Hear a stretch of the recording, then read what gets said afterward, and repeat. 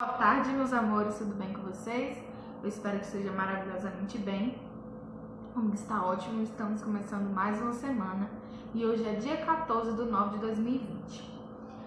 Os nossos conteúdos de hoje nós vamos trabalhar no livro de português, na página 34, 35 e a de para cá vai ser a número 36, sobre receita. Vocês já viram alguns textinhos relacionados a isso, na verdade.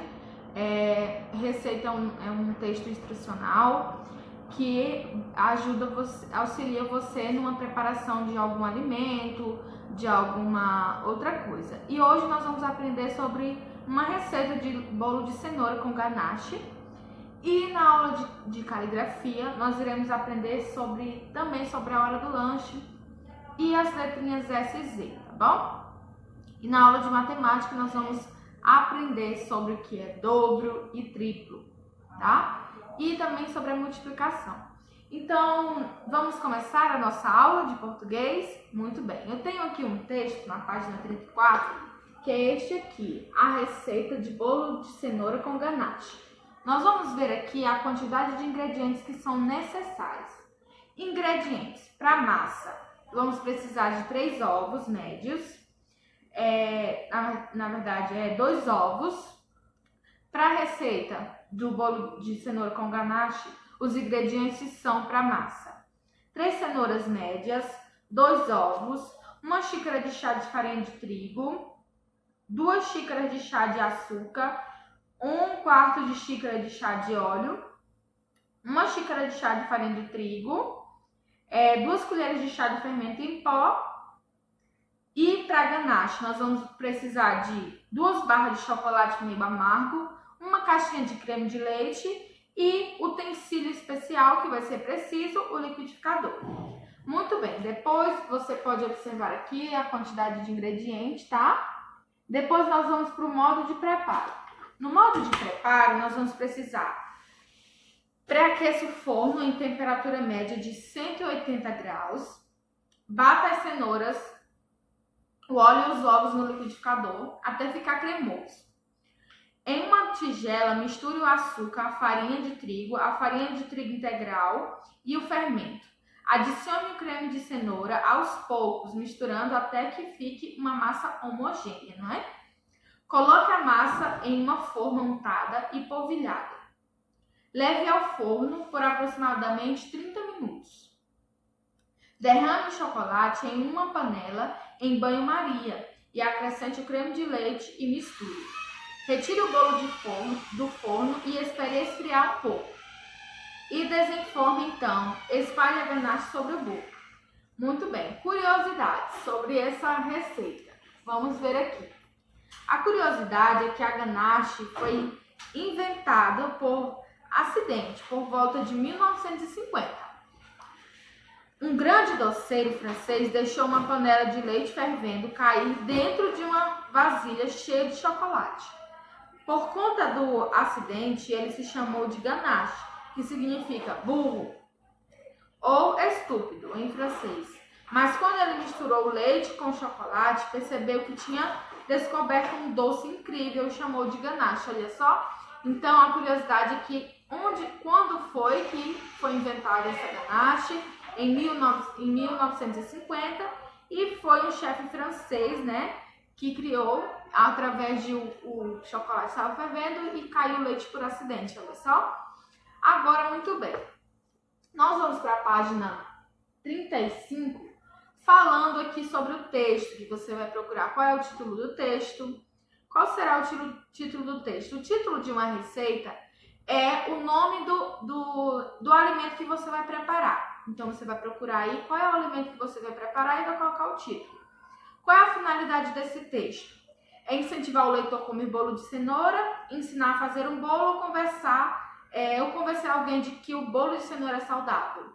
Você vai ver aí qual é a utilidade de uma receita. A utilidade de uma receita é ensinar a fazer um bolo ou a fazer fazer um pão, quando você vê uma receita de pão, fazer uma receita de arroz ou alguma coisa do tipo. Esse texto é um poema, uma notícia ou uma receita? Para quem esse texto foi escrito? Para as crianças ou para os adultos? O que você observou no texto para identificar o público leitor? O que você viu aí nesse texto de diferente que pode ser colocado para o público leitor? Vocês podem perceber que esse texto ele é todo colorido, todo cheio das imagenzinhas para que a criança ou o adulto possa observar bem, né? E também tem uma curiosidade. Mas aí você pode ver aí qual foi, por que esse texto é para esse público, né? Para as crianças. Você pode observar aí. E para entender um texto é preciso saber o significado de suas palavras. E aí, o que significa ingredientes? Você sabe o que é ingredientes? Copie da receita palavras que você conheça e converse com os colegas e o professor tente descobrir o significado delas. Se necessário, consulte o dicionário e anote o que descobriu. Nós podemos pegar aqui as palavras, ver as palavras que você conhece e já colocar no dicionário para pesquisar. Na página 36, nós temos aqui, observe o texto formado, né, por três partes e copie e substitua de cada parte. Primeira parte, segunda parte, terceira parte. Nós sabemos aqui que a primeira parte foi os ingredientes, e aí a primeira parte vem a massa, a segunda parte vem o ganache, depois você utiliza os utensílios, e aí o modo de preparo tem 1, 2, 3 e 4, né?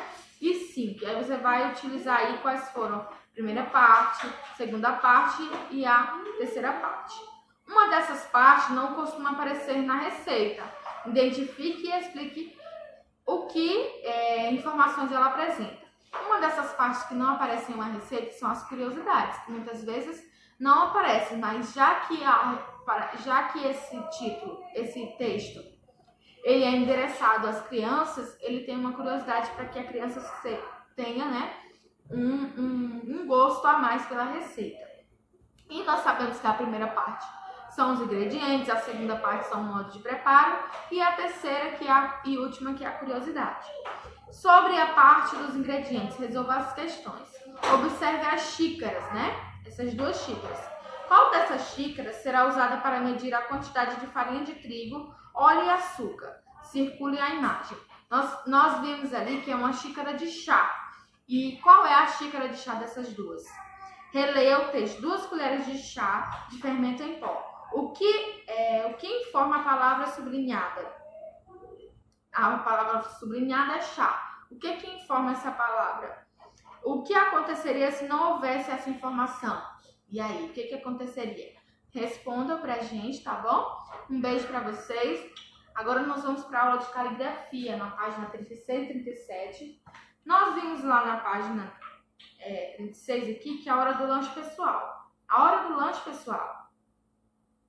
Lê essas palavras. Você vai ler lanche, lancheira, lanchonete. Nós já fizemos uma atividade referente a esse tema, né? No livro de português. Lanche é uma palavra primitiva, né? De lancheira, lanchonete. São palavras derivadas de lanche, tá? A palavra lanche pode formar outras palavras, como lancheira, lanchonete, né? Que são tudo derivadas de uma mesma palavra, que são relacionadas a lanche, a comida, né? E no quadro, pinte conforme a legenda. De vermelho você vai pintar a palavra derivada de leite. De amarelo você vai pintar as palavras derivadas de banana. De verde as palavras derivadas de feliz, tá bom? Você tem aqui as palavrinhas, você vai pintar nesse quadro aqui, tá bom? De acordo com essas informações. Agora você vai copiar as palavras derivadas, né? Conforme a palavra primitiva, leite. Nós temos aqui algumas palavras, podem ser leitosa, leiteira, leiteiro, né? Que você pode copiar. Já aqui na página 37, nós vamos falar sobre a letrinha SZ também. E você vai preencher a tabela com as palavras derivadas de jardim, fogo, vidro. E depois você vai aí nas palavras cozido e caseiro, os sons representados pela letra S e Z são iguais? Observe, né? A letra S, entre as vogais, apresenta o mesmo som representado pela letra Z. Então, quando a letra S está entre 2 vogais, ela tem um sonzinho de Z, tá? E aí você vai completar as palavras aqui, Zeca, vaso, né? Completando todas. Relê as palavras do quadro anterior, da sequência, e depois copia aquelas que são